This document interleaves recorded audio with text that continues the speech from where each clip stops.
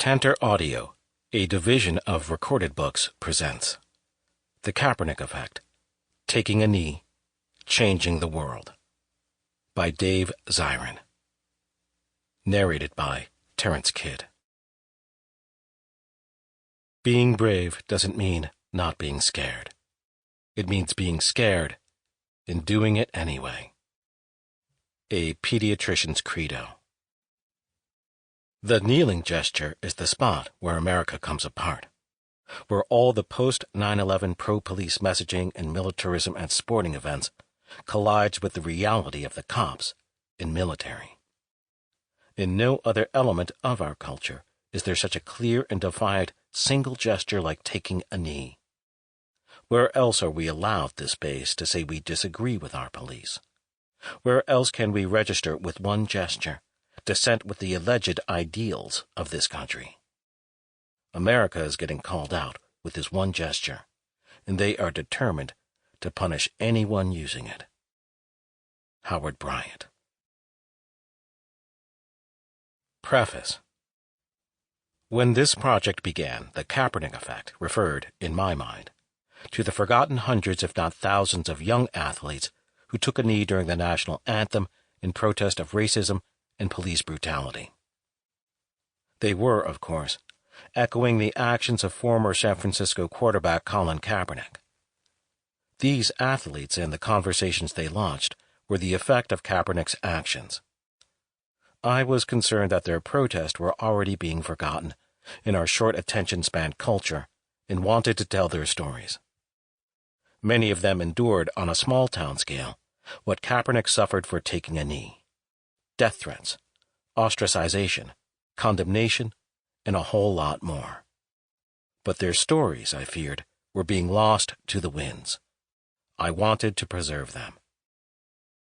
But now, after interviewing many of these people across the United States, I understand that the Kaepernick effect was not the result of someone else's protest, but a cause, a catalyst for something far greater.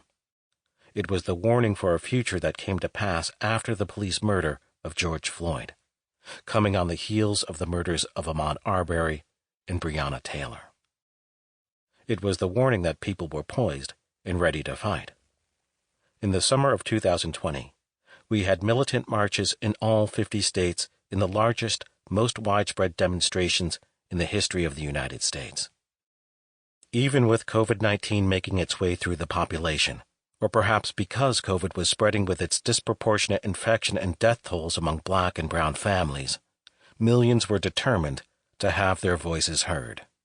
The Kaepernick effect and the masses of athletes who took a knee between 2016 and 2018 were the canary in the coal mine, signaling the coming struggle and also laying the groundwork for what we saw in 2020. Their efforts were aimed at starting a dialogue with their community and putting a spotlight on racist police violence. Many of the people who listened, not to mention knelt, found themselves on the streets marching for racial justice. People in power who chose to ignore them reaped the whirlwind. The Kaepernick effect was crystallized in the juxtaposition of two images. The first was Kaepernick. Then there was Minneapolis officer Derek Chauvin kneeling on the neck of George Floyd, choking him to death. For many, it was like a horrific inversion of Colin Kaepernick's peaceful protest against police violence, trying to start a conversation that clearly had not been heard. It's this sort of eerie similarity in the position that Kaepernick physically took, and the position that the officer had assumed on the neck and the head of George Floyd. Mark Lamont Hill, an activist and professor of media studies and urban education at Temple University, told ABC News. It was almost like the flip side of it, that Kaepernick was taking a knee for justice, and this man was taking a knee in ending the life of a Black man in the very fashion that Colin Kaepernick was protesting and trying to put a spotlight on.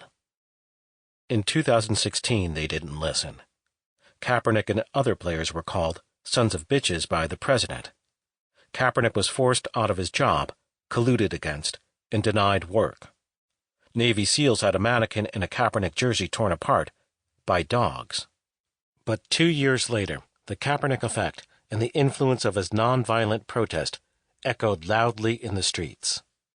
Thousands of people took a knee during the George Floyd protests, Kaepernick's jersey being a popular shirt of choice for demonstrators. At different stops on demonstration routes, countless numbers were dropped to one knee in a show of defiance at curfew orders, rampaging police officers, tear gas, and the idea that they should turn their backs and ignore injustice.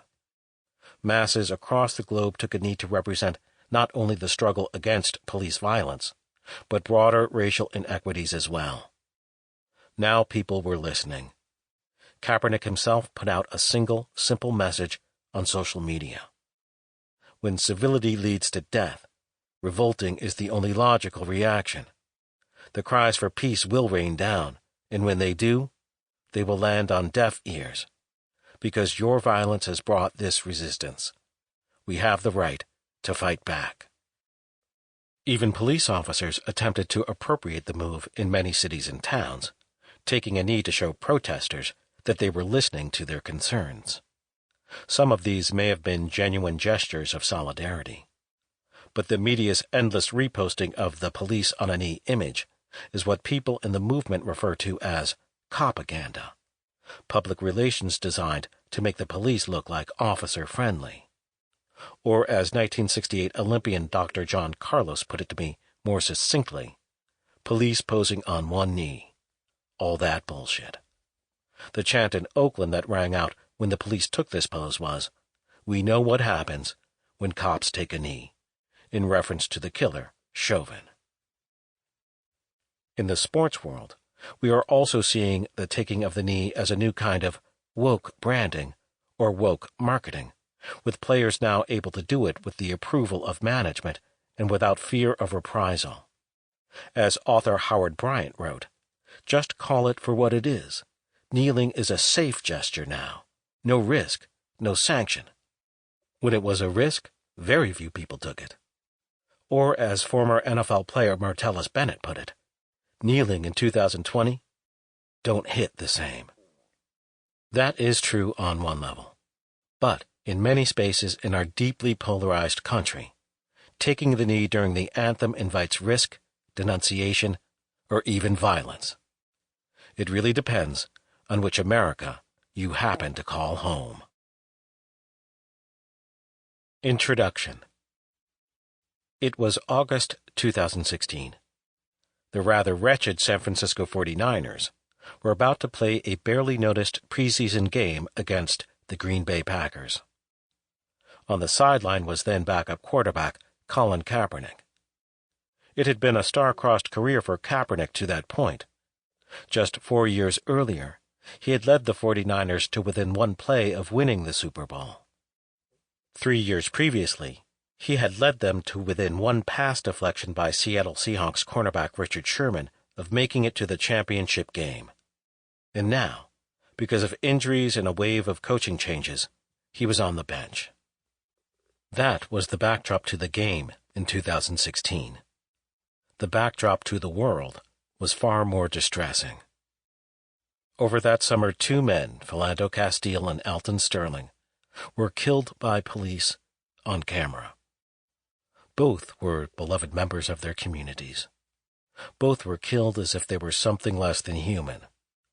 Both left behind families and friends in states of abject mourning and rage. The Black Lives Matter movement was taking to the streets. WNBA players had already protested on the court that summer and were fined by their league for their activism. These were tense times, and as the national anthem began to play, Kaepernick made the decision to walk behind his teammates and sit on the bench. This could have gone unnoticed. The introverted Kaepernick was not exactly seeking publicity. There were no attended press releases or exclusive interviews stage-managed by a publicity team. But history changed when a reporter for the NFL Network, Steve Weish, saw what was happening and asked Kaepernick why he did it. Kaepernick then uncorked a reply that would echo throughout both the sports world and the real world. He said, "I am not going to stand up to show pride in a flag for a country that oppresses black people and people of color. To me, this is bigger than football, and it would be selfish on my part to look the other way. There are bodies in the street, in people getting paid leave, in getting away with murder. This is not something that I am going to run by anybody. I am not looking for approval. I have to stand up for people that are oppressed. If they take football away, my endorsements from me, I know that I stood up for what is right. I spoke to Weish about pursuing this story. He said, "When Cap didn't stand, the first thing that came to mind was that over the summer, you could see he was really finding his political voice. I was wondering if Cap was sending a message by sitting. I had heard over the summer from someone from the 49ers that Cap was really becoming engaged with the BLM movement. I immediately had a feeling that this might be bigger than him possibly just sitting down tying his shoe or whatever. It was more of an instinct based on the things that I heard." Weish had known Kaepernick since he was a senior at the University of Nevada and was starting to get noticed by NFL scouts. "At the Senior Bowl, I went to talk to this dude. I'd never heard of him. Sweet guy, had a great conversation, met his agent there, and we'd always kept in touch. I had that relationship, so I think when Cap came out to speak to me, he probably thought, okay, this is someone I trust and who will take what I have to say and put it in the proper context."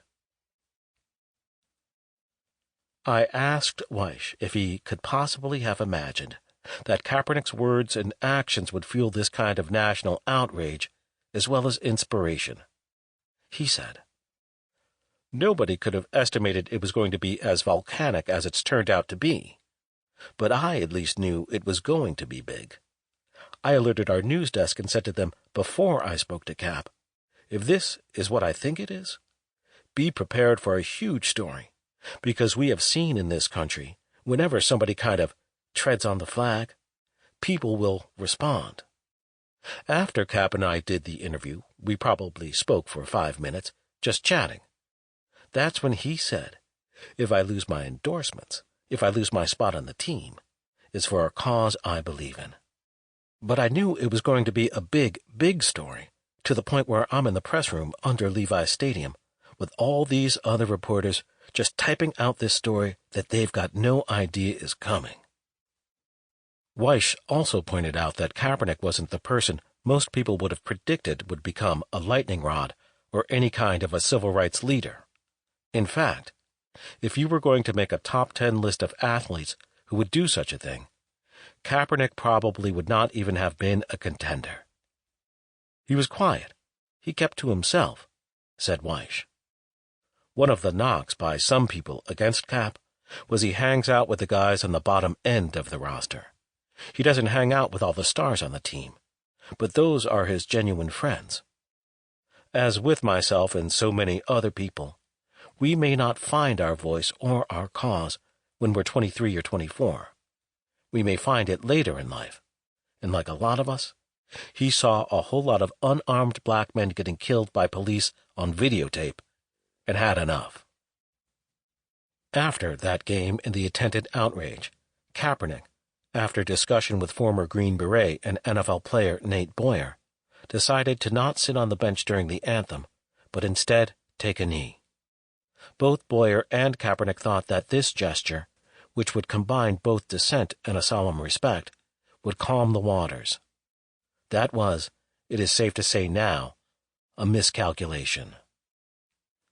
When that knee hit the ground, a debate was launched about police violence, patriotism, racism, and the history of the anthem itself.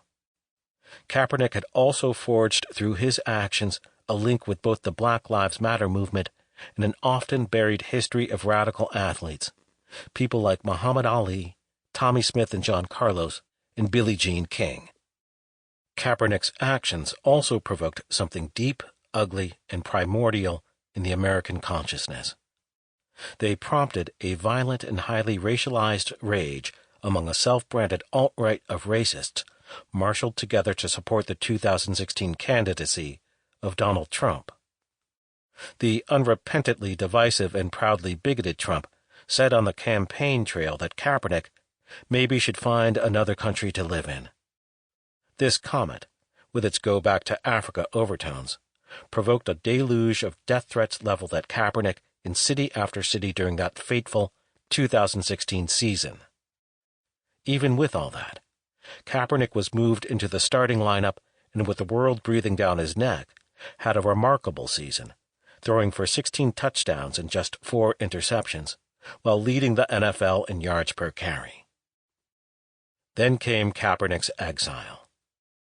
A league that accepts players and owners who have abused women, driven under the influence of alcohol, and even killed people could not stand the thought of having an avowed anti-racist among their players, even one who engaged in community service to the extent that Kaepernick did. While taking a knee, week in, week out, Kaepernick gave away more than $1 million to the kinds of grassroots community organizations that have trouble keeping the lights on. The forces of NFL ownership, as well as the alt-right, were afraid of Kaepernick's message. They were afraid because his words were politically different from those of other athletes who had raised their voices after the police killings in the summer of 2016. His words were different because, as welcome as the outspokenness of other athletes was, they were calling for peace, whereas Kaepernick was calling for justice. Through his peaceful protest, he was proclaiming that as long as there is a gap between the values the flag purports to represent and the real world, then the fight will continue. In this regard, Kaepernick stood in the tradition of Muhammad Ali. The great Ali did not try to build a bridge between the pro-Vietnam War establishment and anti-war activists. He took a side. He took a side in order to win a political fight against an unjust war. And yet, for so many frothing members of the sports media, the same sports media that had praised Ali to the heavens upon his death earlier that year, Kaepernick was an enemy. The irony of praising Ali while bashing Kaepernick was lost upon them. Tragically, many in my profession lived up to Hunter S. Thompson's description of sports writers as chimps masturbating in a zoo cage. But it was not just right-wingers, frothing sports columnists, and a racist president putting Kaepernick on blast. Liberals, people who ostensibly should have been supporting Kaepernick, also critiqued his actions. Their most common response to the anthem protest against police violence was, "I support his goal, but not his methods." This was the line from NFL Commissioner Roger Goodell to Hall of Fame receiver Jerry Rice to quarterback Drew Brees. It was also the widely trumpeted view of conservative New York Times columnist David Brooks and a host of liberal Beltway pundits. Brooks, without irony, even invoked Dr. Martin Luther King Jr. to justify his position for why Kaepernick should stop protesting.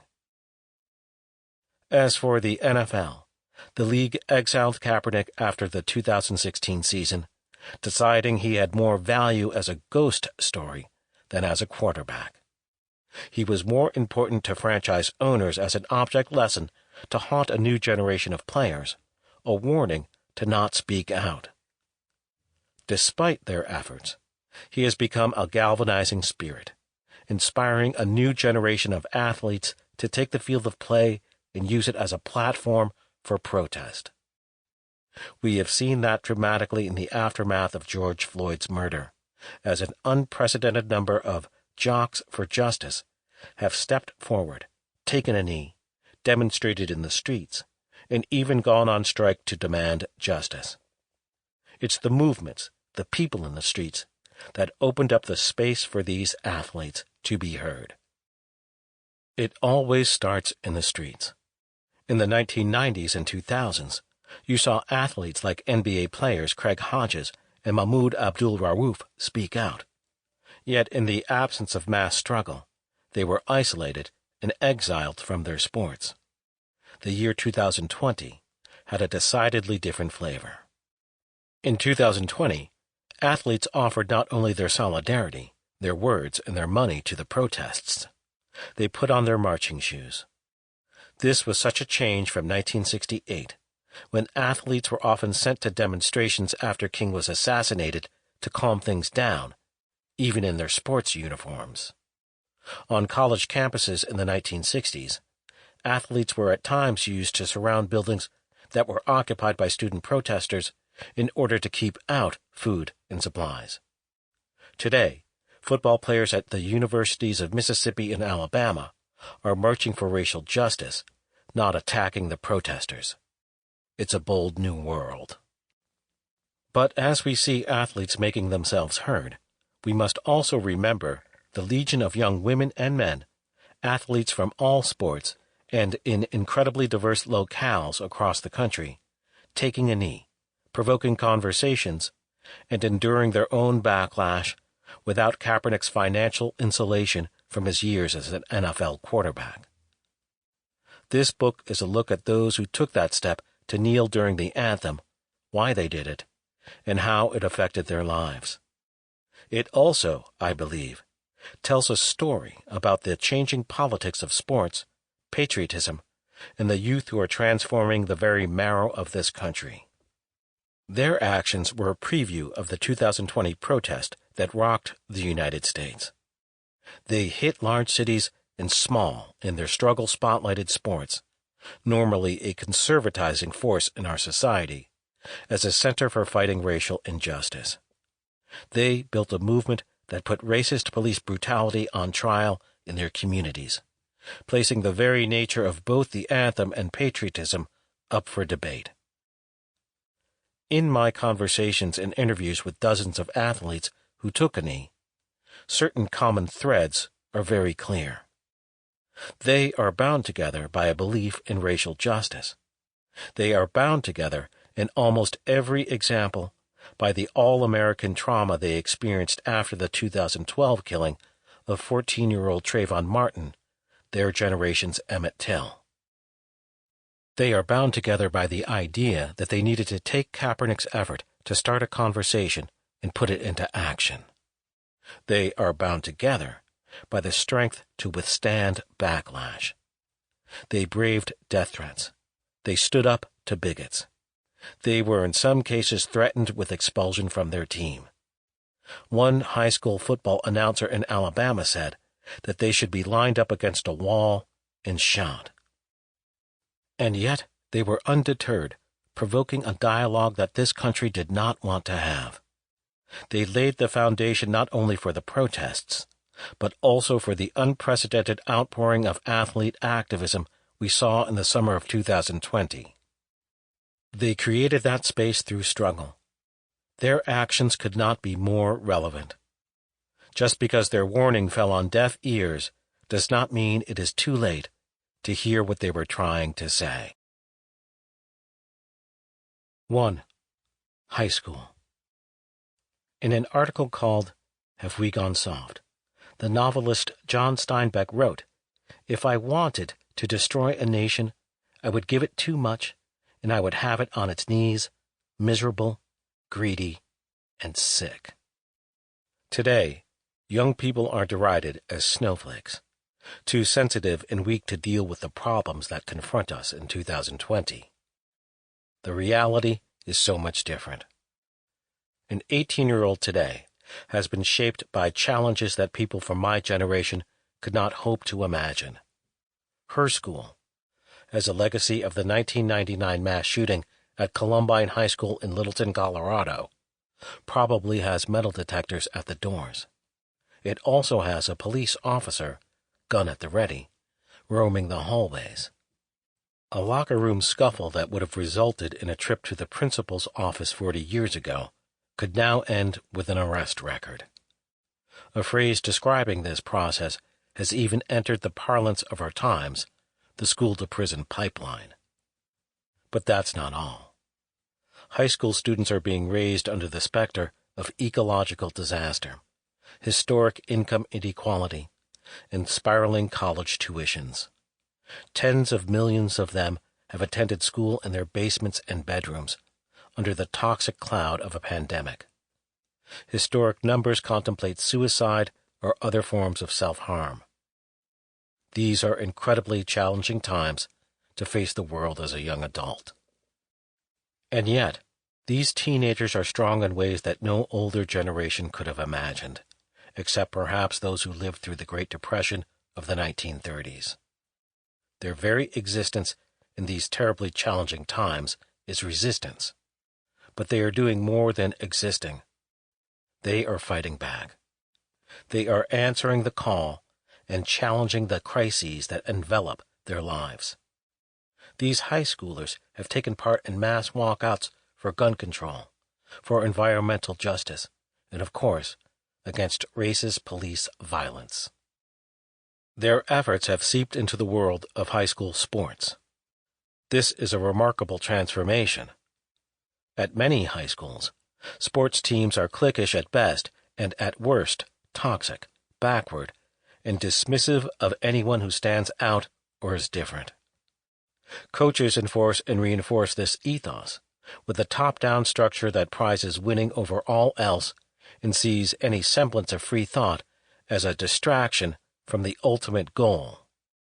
This is true at every level of sports, high school, college, and pro. But in high school, where the pressure to fit in is paramount, it is particularly pervasive.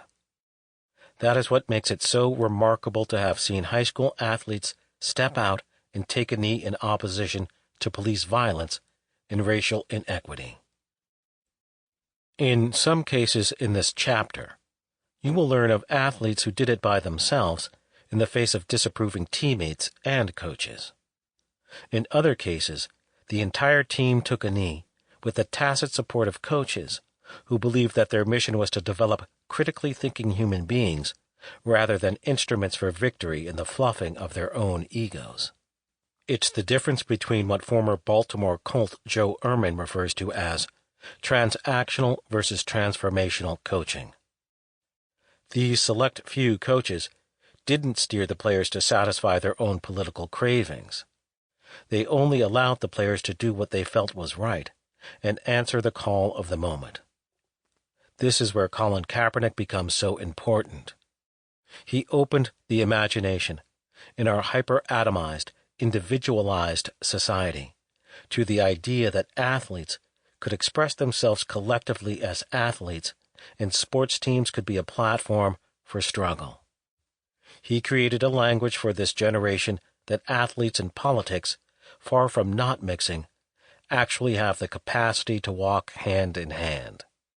Girls and boys, sports from football to soccer to cheer, these high school athletes exerted a different kind of leadership than in the past and were a link in the chain of a national movement. Rodney Axon Jr., a football player at Ohio's Brunswick High School, was the first athlete in the United States, following Kaepernick, to take a knee during the anthem. Rodney saw racism and police brutality as something that was real to me from a very young age, when he was growing up in Cleveland. His family moved to Brunswick, just outside the city, to get Rodney what they hoped would be a better education. Brunswick was a predominantly white institution where I always had the fear of, okay, if I do something that they don't like, then things are going to go sideways mighty fast. I was a very shelled-in person throughout high school. In class, I'd talk. I was a jokester. But going out and partying every weekend was not something I felt like I could do. My fear was once people started getting drunk, I didn't know how they would respond to me. I didn't want to be put in a weird position, so I'd go home, minding my business, playing Madden. I just trained myself into being a homebody and just being comfortable with being alone. That was my life as a black student at Brunswick High School. At Brunswick, Rodney was the second-string quarterback. Being a black quarterback meant having the coaches tell his parents that he was actually the best quarterback on the team, but as Rodney remembered hearing, he should play cornerback, he could play safety. With being a black quarterback, you're always put in that box of, well, you're an athlete, you're not really a quarterback. Let's have you play this position instead. That's a story as old as football. Rodney. Sample complete. Ready to continue?